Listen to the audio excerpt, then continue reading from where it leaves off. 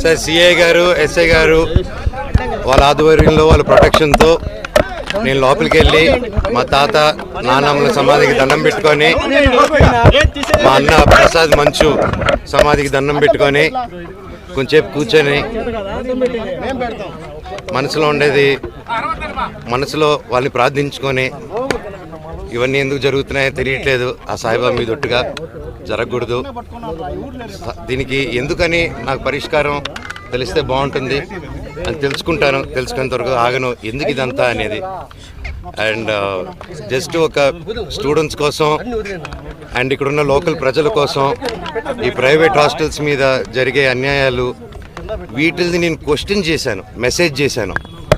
దానికి ఈరోజు నన్ను హైదరాబాద్ ఇంట్లో రానియకుండా ప్రయత్నించడం నా పిల్లలు ఉండగా, అలాగే మా అమ్మగారి బర్త్డే రోజున వచ్చి ఆ చక్కెర పోయడం, మళ్ళీ నేను ఊర్లో ఆలగడ్డకి వెళ్ళిన వెంటనే మా అమ్మని బ్రెయిన్ వాష్ చేసి ఇక్కడ సైన్ పెట్టమని, ఆవిడకి ఏం తెలుస్తుంది, సైన్ టైప్ చేసుకుని సైన్ చేయమంటే చేస్తారు ఆవిడ పాపం.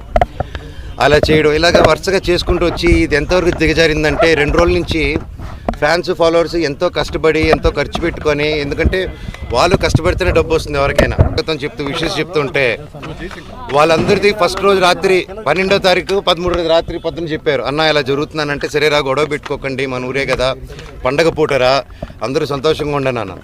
మళ్ళీ నెక్స్ట్ రోజు వచ్చి మేము వస్తున్నామని తెలియగానే మళ్ళీ హోర్డింగ్లు వేశారు. మళ్ళీ ఈరోజు పొద్దున ఒక ట్రాక్టర్ పెట్టుకొని నాకు వీడియోలు చూపించారు, షాక్ అయ్యా నేను. ఒక ట్రస్ట్ ట్రాక్టర్ వెళ్తుంది, దాంట్లో 40 మంది వాళ్ళు ఢిల్లీ నుంచో తీసుకొచ్చినారు, ఒక్కొక్కడు ఉన్నాడు అలాగా. కాకపోతే చూడంగానే భలే పెరుగుతున్నారు, ఎందుకు ఢిల్లీ నుంచి అంత బాడీలు వేసుకొచ్చారో నన్ను చూడంగానే ఎందుకు అలా పారిపోయారో అర్థం కాలేదు. కాకపోతే నేను ఏ గొడవకు రాలేదు. ఆ రోడ్ల మీద చూస్తే మీరు పోలీసు లాఠీల్ని రౌడీలు పట్టుకొని తిరుగుతున్నారు. కోర్టు ఆర్డర్ వచ్చింది బౌన్సర్స్ ఉండకూడదని చెప్పి. క్యాంపస్ సెక్యూరిటీ ఉంటే ఓకే, క్యాంపస్లో ఆర్మీ ఆఫీసర్స్ ఉన్నారు, గొప్ప గొప్ప సెక్యూరిటీ సిబ్బంది ఉంది, వాళ్ళందరికీ రెస్పెక్ట్ నాది. కాకపోతే వీళ్ళెవరో బయట నుంచి రౌడీలు తీసుకొచ్చేసి కేవలం నేను సిఐ గారి మాట, ఎస్ఐ గారి మాట, డిఎస్పీ గారి మాట, పోలీస్ సిబ్బంది మాట వినే నేను ఈరోజు వెనక తిరిగి వెళ్తున్నాను మర్యాదతో. అంతేగాని ఆ బౌన్సర్స్ని రౌడీల్ని రమ్మనని నేను ఒక్కడి చాలు వాళ్ళందరికీ, అర్థమైందా అండి? సో నాకు ఏ గొడవకు రావట్లేదు, ఏ దీనికి రావట్లేదు, నాకు రాలేదండి, నాకు I didn't receive it yet. నేను ఈరోజు వస్తే నాకు జిరాక్స్ కాపీ ఇచ్చారు ఎస్ఐ గారు, ఆయన చూపిస్తున్నారా అది నాకు ఇవ్వండి సార్ అంటే తీసుకొని బయలుదేరాను నేను. వాళ్ళందరూ ఎవరైతే మీ కెమెరాలో క్యాప్చర్ చేశారో మీరు దయచేసి వాళ్ళు ఎవరు ఇప్పుడు గోడ నుంచి కూడా దూకారు వాళ్ళు రౌడీలు, దూకి ఇప్పుడు మీరందరూ ఉన్నారని లాఠీలు మీరు చూసారు కదా లాఠీలలాగా, వాళ్ళు ఎవరో తెలియదు. ఇందాక మునిగారు ఉన్నారు, నేను హగ్గిచ్చి 2 3